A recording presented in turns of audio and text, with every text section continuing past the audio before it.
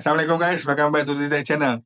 Okay, finally trailer untuk filem Keluang Man dah pun keluar beberapa hari yang lepas. This is the first trailer for this movie. Sebelum ni dia keluarkan teaser trailer. Jom kita tengok dulu.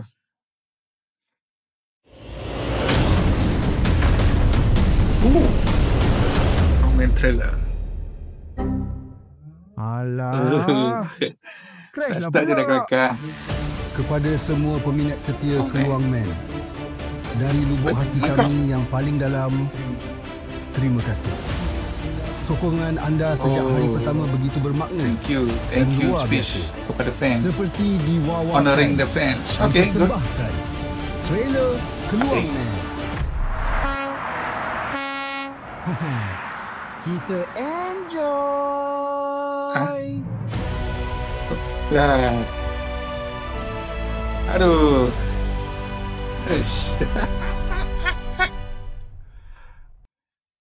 Aduh, kena game rupanya. Alah, hai. 23 Mei, 23 April baru keluar trailer dia. Aduh. Kena game juga ah. Pandai juga Keluang Man ni, Astro Show ni buat game.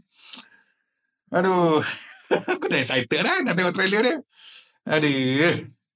Okay. Aku kena prank menjadi. Aku terima. So, tak ada apa yang aku boleh react sebab trailer pun tak ada. Nampak trailer apa, lori tu ada lah. Aduh. Well guys, itu je lah kot. Tak ada pun lagi nak react. Okay guys. Kita tunggu dia punya trailer keluar lah 23 April nanti. Dan aku akan buat reaction video. Assalamualaikum.